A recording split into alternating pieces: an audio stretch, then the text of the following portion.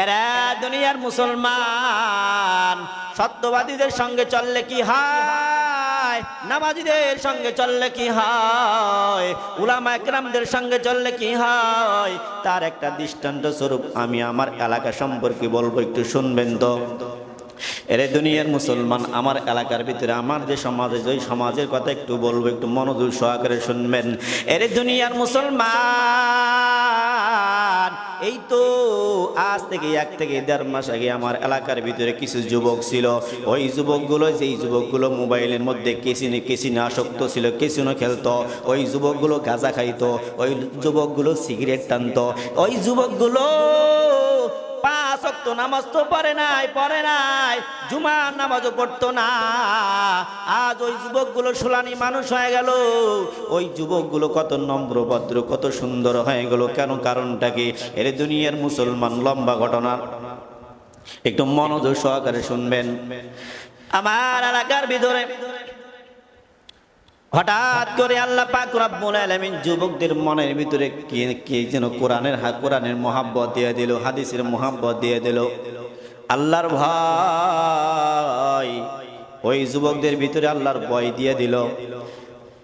এই যুবকরা হঠাৎ করে সিদ্ধান্ত নিয়ে গেল, একে অপরকে বলতেছে, এ ভাই চলো আমরা 3 দিনের জামাতে যাব।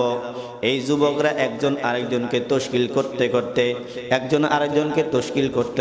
23 জন জামাতের সাথী হয়ে গেছে। বলেন সুবহানাল্লাহ। 23 জন সাথী হয়ে গেল। ওই 23 জনকে নিয়ে দহগ্রাম চলে যায়, ওই পাটগ্রাম চলে গিয়েছে। এই 23 জন যুবক, যেই যুবকগুলো বিড়ি খাইতো, যেই যুবকগুলো সিগারেট টানতো, যেই যুবকগুলো সুদ খাইতো, যেই যুবকগুলো গাঁজা খাইতো, নেশা খাইতো, ইয়াবা ট্যাবলেট খাইতো, যেই যুবকগুলো মোবাইলের মধ্যে কেসিনো খেলতো, আজকে ওই যুবকগুলো কত সুন্দর হয়ে গেছে। ওই যুবকগুলোর কথা যখন আমার স্মরণ হয়, ওই যুবকগুলোর এখন তাদের ব্যবহার দেখলে, চলন বলন দেখলে আমার চোখের মধ্যে পানি চলে আসে। এর দুনিয়ার মুসলমান ওইখান থেকে আসছে, আসার পর ওইখানে যখন গেল, যাওয়ার পর উলামা একরামদের বয়ান শুনছে, নামাজ বাদ দেওয়া যাবে না, রমজান মাস আসলে রোজা বাদ দেওয়া যাবে না, বিড়ি খাওয়া যাবে না, সিগারেট খাওয়া যাবে না, যত ধরনের গুনাহের কাজ সব বাদ দেওয়া লাগবে। ওই যুবকগুলো এখান থেকে আসছে, আসার পর যে জুয়া খেলতো সে আর জুয়া খেলে না, যে নাকি ঘুষ খাইতো সে আর ঘুষ খায় না, যে বিড়ি খাইতো সে আর বিড়ি খায় না, যে নাকি ইয়াবার ট্যাবলেট খাইতো এখন আর খায় না, যে নাকি ফেনচিডিল খাইতো এখন আর খায় না, যে নাকি মোবাইলে কেসিনো খেলতো এখন আর খেলে না। এরে দুনিয়ার মুসলমান, আল্লাহ পাক রব্বুল আলামিন তাদের ভিতরে কোরআনের মহাব্বত, আমার রাসূলের মহাব্বত আল্লাহ পাক রব্বুল আলামিন দিয়ে দিয়েছেন। এর দুনিয়ার মুসলমান, এরা এখন সৎসঙ্গে সর্ববাস, অসৎসঙ্গে সর্বনাশ, সৎসঙ্গে সর্ববাস হয়ে গেছে। এর দুনিয়ার মুসলমান, ওই 23 জন আসার পর মসজিদের ভিতরে এখন মুসল্লি বেড়ে গেল। আবার জামাত পাঠাইবে, জামাত তৈরি করতেছে, তশকিল করতেছে, আবার একটা জামাত পাঠাইবে। ইতিমধ্যে মসজিদে তাকায় দেখি, মসজিদে যে মাল সামানাগুলো, তাবলিগে গেলে মাল সামানার দরকার আছে না নাই, তাকায় দেখো ওই মাল সামানাগুলো পুরান হয়ে গেছে। ওই মাল সামানাগুলো অনেক দিন আগে নষ্ট হয়ে গেছে। ওই যুবকগুলো কিছুক্ষণের মধ্যেই তারা বাজারে গিয়ে একটু আলোচনা করে, কিছুক্ষণের মধ্যে 2-3 ঘন্টার ভিতরে 13-14 হাজার টাকার মাল নিয়ে চলে আসছে। বলেন সুবহানাল্লাহ। এই যুবকগুলো এত পরিমাণ পরিবর্তন হয়ে গেল। আর ওই জায়গার ভিতরে উলামা একরাম বয়ান করছে, এই যুবক তোমরা যদি নামাজ পড়ো তাহলে কিন্তু নামাজ ভাঙের কারণ 19টা। প্রথমটা হলো নামাজে অশুদ্ধ পড়া। যদি নামাজে অশুদ্ধ পড়ো তাহলে কিন্তু নামাজ হবে না। এই যুবকরা সিদ্ধান্ত নিছে, এবার মসজিদে 5 ওয়াক্ত নামাজ পড়ে, আর সিদ্ধান্ত নিছে আমরা বয়স্ক ক্লাস করব। এর দুনিয়ার মুসলমান, এই তো কিছুদিন হয়ে গেল, প্রায় 1 মাস হয়ে গেল, ওই যুবকরা বয়স্ক মাদ্রাসা চালু করছে। ওইখানে আমার নিয়েছিল, আমিও দোয়া করে দিছি। এ দুনিয়ার মুসলমান, পরিবর্তন চলে আসছে। এবার মাদ্রাসা বয়স্ক ক্লাসের মধ্যে এখনো যদি দেয় দেখেন প্রত্যেক দিন 60 থেকে 70 জন যুবক ওই বয়স্ক মাদ্রাসার মধ্যে বসিয়া হুজুরের সঙ্গে আলিফ বা তা সা জিম হা এগুলা পড়ে, কোরআন শরীফ শিখার জন্য কায়দা নিয়ে পড়া শুরু করে দিয়েছে। এরা দুনিয়ার মুসলমান, বুঝাইতে চাইতেছি রে, এই যুবকগুলো কত সুন্দর হয়ে গেল, 3 দিনে জামাতে যায় পাল্টে গেল, 3 দিনে জামাতে ঠিক হয়ে গেছে। এই যুবকগুলো 1 মাসের ভিতরে 5টা জামাত মসজিদ থেকে বের করেছে, বলেন আলহামদুলিল্লাহ। কয়টা জামাত? 5টা জামাত বের করছে। এদের ভিতরে কি পরিমাণ আল্লাহর ভয়! এ মুমিন, এ যুবক, আমার এলাকার যুবকের কথা শুনো। এই তো কিছুদিন আগে একটা জামাত চলে গেছে হারানো মসজিদ, লালমনিরহাট হারানো মসজিদ, চিনেননি? বড়বাড়ি হারানো মসজিদ, মসজিদটার নামই হলো হারানো মসজিদ। সাহাবায়ে কেরামরা ওই মসজিদটা নির্মাণ করেছে সাহাবায়ে কেরাম। ওই মসজিদটার সন্ধান হয়েছে 2010 সাল। ওই মসজিদে যুবকগুলো পরামর্শ করলো, আমরা এবার লালমনিরহাটে হারানো মসজিদে ওই জায়গার মধ্যে যাই, আমরা জামাত 3 দিনে জামাত ওই জায়গায় যাব। এই দুনিয়ার মুসলমান, আমি তো গুনাহগার, আমি তো সময় দিতে পারি না।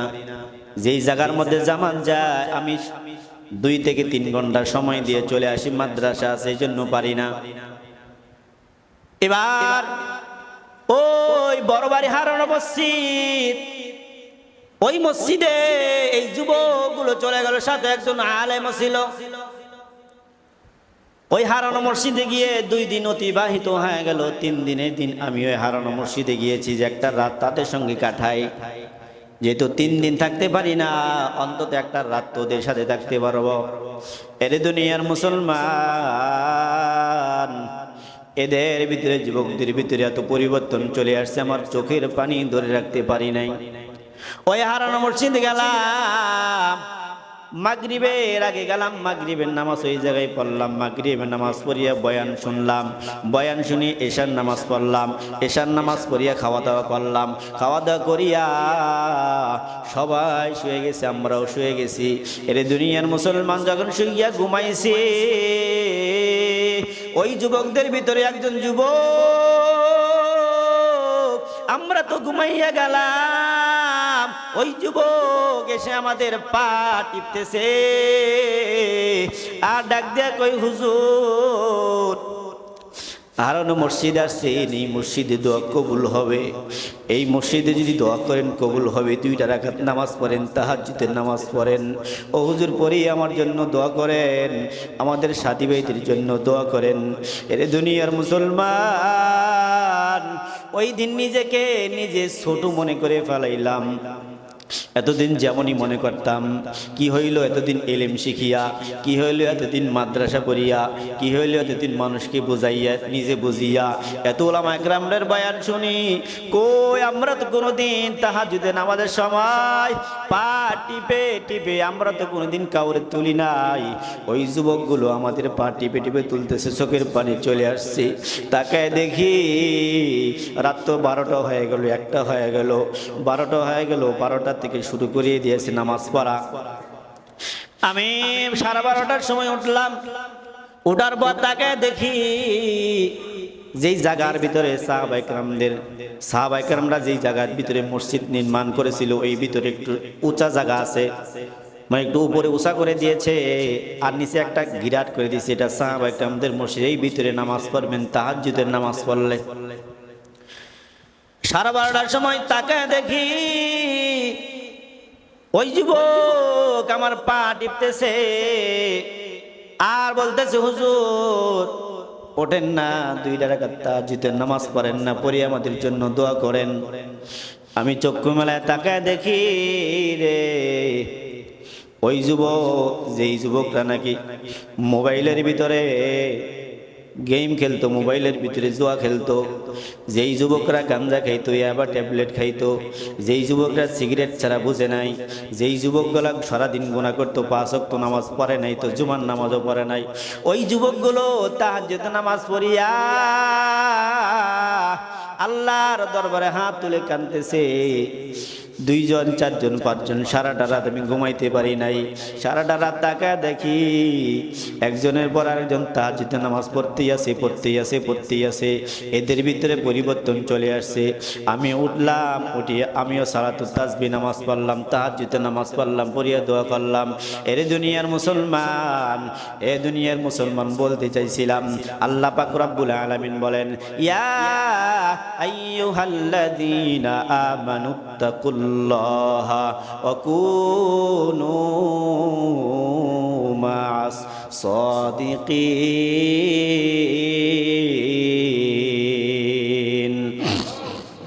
আল্লাহ পাক রব্বুল আলামিন জানায় দেয়, ও ইমানদার, আমি আল্লাহর ভয় কর আর সত্যবাদীদের সঙ্গী হয়ে যা, ওলামা একরামদের সঙ্গী হয়ে যা, নামাজিওয়ালাদের সঙ্গী হয়ে যা, রোজাদারদের সঙ্গী হয়ে যা, নেক আমল যারা করে তাদের সঙ্গী হয়ে যা, ইমান ওয়ালাদের সঙ্গী হয়ে যা, সৎলোকের সঙ্গী হয়ে যা। এই দুনিয়ার মুসলমান তারা উলামা ইকরামদেরকে মানছে, তারা সৎ লোকের সত্যবাদীদের সঙ্গী হয়ে গেছে, হওয়ার পরে তাদের ভিতরে পরিবর্তন চলে আসছে। এর দুনিয়ার মুসলমান তাদের ভিতরে এত পরিমাণ ভয় চলে আসছে। সন্ধ্যার সময় আবার একজন ডাক দিয়া কয়, হুজুর, প্রত্যেক নামাজের পর তাকায় দেখি এই মসজিদে, হারানো মসজিদে, এই মসজিদের পাশেই তো মাদ্রাসা মসজিদ আছে একসাথেই। ওই মাদ্রাসার ছাত্ররা মসজিদেই নামাজ আদায় করে। একজন ছোট বাচ্চা প্রত্যেক নামাজে এসে এসে কান্না করে, নামাজের পর দোয়া মোনাজাত দইরেই কান্না করে। আমার ডাক দিয়া কয়, হুজুর, ফজরের সময় যদি মোনাজাত ধরে জোরে জোরে হাওমা করিয়া কান্না করে, জোহরের সময় নামাজ পড়লেও ছেলেটা জোরে জোরে কান্না করে, আসরের নামাজ পড়লেও ছেলেটা কান্না করে, আবার তাহাজ্জুদের নামাজ তো পড়বে। আমরা ঘুমায় থাকি, ওই ছোট বাচ্চারা এসে নামাজ পড়ে, তাহাজ্জুদের নামাজ পড়িয়া কান্না করে। এরপর এই যুবকগুলোর ভিতরে এখন দিন চলে আসছে, বুঝ চলে আসছে, এদের ভিতরে তো এখন মায়া চলে আসছে। ওই ছেলেটা কেন কান্না করে? ওই ছেলের ওইখানে সবাই যুবকরা ওইখানে গেল, জামাত থেকে ওই মাদ্রাসার গরমের ভিতরে গেল, যাইয়া যুবকরে জিগাই, যুবক, এ ছোট বাচ্চা, ডাক দিয়া কয়, ও ছোট বাচ্চা, তুমি কেন কাঁদো? প্রত্যেক নামাজের মধ্যে যায় দেখি তুমি কাঁদো, আমরা ঘুমায় থাকি, তুমি তাহাজ্জুদের নামাজ পড়িয়া কাঁদো, কেন কান্না করো? একটু যদি বলতাম আমরা শুনতাম, তুমি কেন কাঁদো? ওই ছোট্ট বাচ্চা চোখের পানি সারিয়া ডাক দিয়া কয়, ও চাচা, ও আঙ্কেল, আমি কেন কাঁদি আপনারা জানেননি? বলে, না জানি না, এই জন্য তো তোমার জিজ্ঞাসা করলাম। ডাক দিয়া কয়, আঙ্কেল, আমার মা অন্য জায়গায় বিয়ে হয়ে গেছে, আমার বাবা আর একটা বিয়ে করিয়া ফেলাইছে, এখন আমি সৎমার কাছে আছি। আমার মা নাই, আমার সৎ মা সকালে যদি আমার খানা দেয় তাহলে রাত্রে খানা দেয় না, দুপুরে খানা দেয় না, আর যদি দুপুরে খায় তাহলে রাত্রে খানা দেয় না।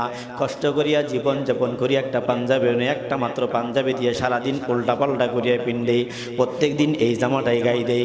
ডাক দিয়া কয়, যুবকরা ডাক দিয়া কয়, রে ও ছোট্ট বাচ্চা, এ বাবা, তোমার এত কষ্ট আমরা তো জানি না। দুনিয়ার ভিতরে কত জুয়া খেলাইয়া কত টাকা নষ্ট করলাম, সিগারেট খাইয়া কত টাকা নষ্ট করলাম, গাঁজা খাইয়া কত টাকা নষ্ট করলাম, আবার ট্যাবলেট খাইয়া কত টাকা নষ্ট করলাম, দুনিয়ার ভিতরে কত অপকর্ম করি আমরা টাকা নষ্ট করলাম। যুবকরা ডাক দিয়া কই, আল্লাহর কাছে কি জবাব দিব? জীবনে কত টাকা নষ্ট করলাম, আর 1000 টাকার জন্য, 500 টাকার জন্য, 200 টাকার জন্য মাদ্রাসার ছাত্রটা হাওমা কইয়া কান্না করে একবেলা বলো করিয়া খানা খাইতে পারে না, সকালবেলা নাস্তা খাইতে পারে না। ওই যুবকগুলো 3 দিন পরে 2 দিন চলে গেছে, 3 দিনে 3 টাকাও তো হাতে নাই। আরেকজনের কাছ থেকে ধার নিয়া ওই সন্তানটাকে 1500 টাকা দিয়ে আসছে। বলেন না সুবহানাল্লাহ। পরিবর্তন চলে আসছে, যুবকদের ভিতরে পরিবর্তন চলে আসছে। আবার এই সোমবারে, আগামী সোমবার, এই যে আজকে আলোচনা হবে মসজিদের মধ্যে, আগামী সোমবারে জামাত যাবে, 6 নম্বর জামাত। 1.5 মাসের ভিতরে 6টা জামাত বের করে দিয়েছে। তাহলে তাদের ভিতরে এই পরিবর্তন কেন আসলো? তাদের ভিতরে পরিবর্তন আসার একমাত্র কারণ সত্যবাদীদের সঙ্গী হয়ে গেছে।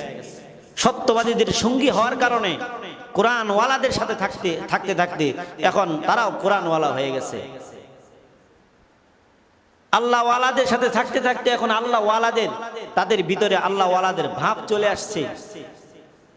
আতরের দোকানে যদি যাই আপনি আর আমি, তাহলে দেখা যায় ওই জায়গার ভিতরে যদি আতরের দোকানে যাই, আতর কিনি অথবা না কিনি, কিন্তু আতরের সেন আপনার আমার নাকের ভিতরে আসে কিনা। এরপরে আতরওয়ালা যদি আপনার আমার কাছে যদি আতর বিক্রি করতে চায়, তাহলে সর্বপ্রথম বলে আগে একটু দেখেন সেনটা কেমন, দেখেন। যখন একটু শরীরের মধ্যে দিয়ে দিছে, এখন হয়তো কিনে নাই, এখন হয়তো আতর কিনে নাই, কিন্তু না কিনলেও কি হবে, কিন্তু ওই আতর ওয়ালা যে একটু আতর দিয়ে দিয়েছে, ওই আতরের সেন, ওই আতরের গ্রানটা তার ভিতরে এখন আছে। তাহলে দুনিয়ার ভিতরে আতর ওয়ালার সঙ্গে যদি থাকি, যে আতর বিক্রি করে তার দোকানে যদি যাই, যদি আতর নাও কিনি, তারপরে একটু আতর দিয়ে দেয়, লাগায় দেয়, একটু সেন আমরা অনেকক্ষণ বাইতে থাকি। আর যদি কামারের দোকানে যাই, তাহলে কামারের দোকানে গেলে ওই জায়গার ভিতরে সেন পাওয়া যায় না, পাওয়া যায় দুর্গন্ধ, যেই লোহা পোড়া কয়লা পোড়া যে দুর্গন্ধ, সেই গন্ধ পাওয়া যায়। দুনিয়ার ভিতরে যদি মানুষ সৎ লোকের সঙ্গে চলে, সত্যবাদীদের সঙ্গে চলে, তাহলে ওই মানুষগুলো সত্যবাদী হয়ে যাবে। আর যদি মানুষগুলো যদি সত্যবাদীর সঙ্গে না চলে, মিথ্যাবাদী যারা, দুনিয়ার ভিতরে কোরআন এবং হাদিস মানে না যারা, তারা মিথ্যাবাদী। দুনিয়ার ভিতরে যারা আল্লাহর মানে না, তারা মিথ্যাবাদী। দুনিয়ার ভিতরে যারা রসুলের হাদিস মানে না, তারা মিথ্যাবাদী। দুনিয়ার ভিতরে যারা নামাজ পড়ে না, তারা মিথ্যাবাদী। যারা রমজান মাস আসলে রোজা রাখে না, তারা মিথ্যাবাদী। যারা জুয়া খেলে, তারা মিথ্যাবাদী। যারা ঘুষ খায়, তারা মিথ্যাবাদী। যারা ইয়াবা ট্যাবলেট খায়, তারা মিথ্যাবাদী। সত্যবাদী তারাই, কোরআন হাদিস মানে যারা, তারাই সত্যবাদী। সত্যবাদীরা কখনো সুদ খায় না, সত্যবাদীরা ঘুষ খায় না, সত্যবাদীরা জুয়া খেলে না, সত্যবাদীরা মানুষের সঙ্গে খারাপ আচরণ করে না। সত্যবাদীদের সঙ্গে চলতে হবে, এটাই সত্য।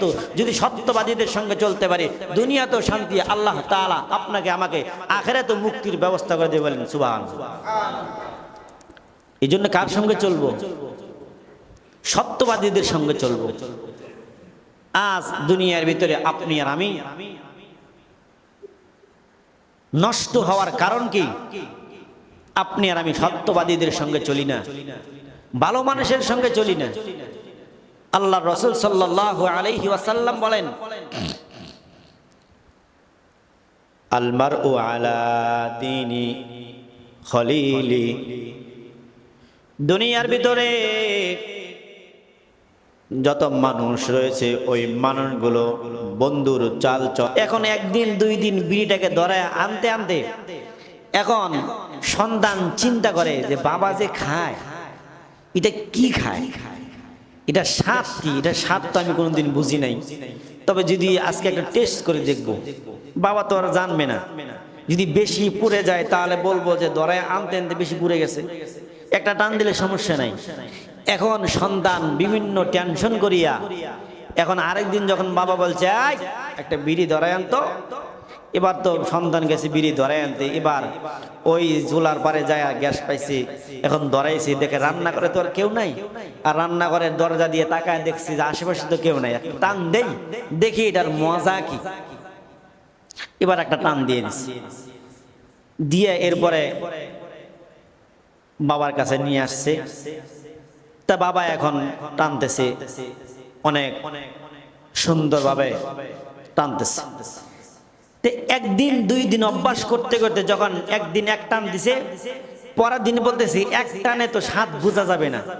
এলাকার মানুষরা কয় যে একবার হুজুর একবার ভাত নেওয়া যায় না, দুইবার নেন, ভাত দুইবার নেওয়া লাগে। একবারে কি বুঝবেন হুজুর, একটা রুটি বা একটা গোস্তের টুকরা নিছেন দুম্বার গোস্ত খাওয়ার জন্য, আজ একটা দুম্বার গোস্ত খায় কি বুঝবেন, আরেকটা খান না, না বুঝবেন এটা 7 বার।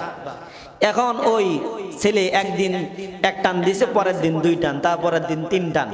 এখন এই ছেলেটা যদি স্কুলে পড়ে থাকে, তাহলে স্কুলে এখন নিয়ম করে নিছে যে বাড়িতে তো শান্তি মতো খাওয়া যায় না, তাহলে একটা কাজ করি যে বাবার কাছ থেকে কিছু টাকা টোকা নিয়ে গ্যাস ম্যাচ, তো ম্যাচ একটা 2 টাকা দিয়ে একটা ম্যাচ কিনবো, সলাই কিনবো, কিনে একটা বিড়ি কিনবো, কিনার পর রাস্তা দিয়ে যাবো, রাস্তা দিয়ে তোর খাওয়া যাবে না, যে কোনো চেপার মধ্যে আমি বিড়িটা খাই শেষ করে দেবো, কোনো সমস্যা নাই। ওইরকম চেপা জায়গা আছে কি ঠিক কিনা?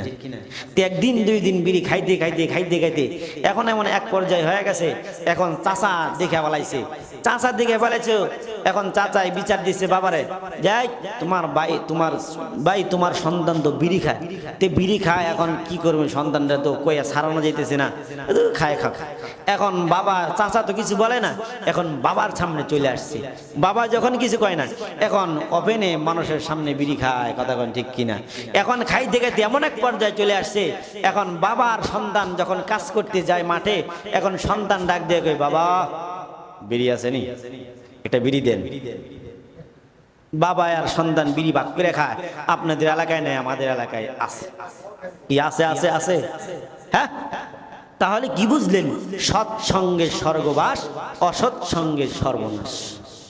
সৎ মানুষের সঙ্গে চলতে হবে। অসৎ মানুষটা যদি নিজের বাবাও হয়, ওই মানুষটা অসৎ, নিজের বাবাও অসৎ হতে পারে। অসৎ মানুষ যে এলাকার ছেলে পেলে তা তো না, নিজের বাবাও অসৎ। যদি বাবা যদি সন্তানকে ঠিক না করতে পারে, যদি বাবা নিজে ঠিক না হয়, আর তাহলে সন্তান ঠিক হবে কেমনে? এই জন্য আপনি আর আমি বলেন, সৎ মানুষের সঙ্গে চলবো না অসৎ মানুষের সঙ্গে চলবো? সত্যবাদীদের সঙ্গে চলবো না মিথ্যাবাদীদের সঙ্গে চলবো? আল্লাহ তাআলা আমাদেরকে সত্যবাদীদের সঙ্গে হওয়ার তৌফিক দান করে বলেন, আমিন।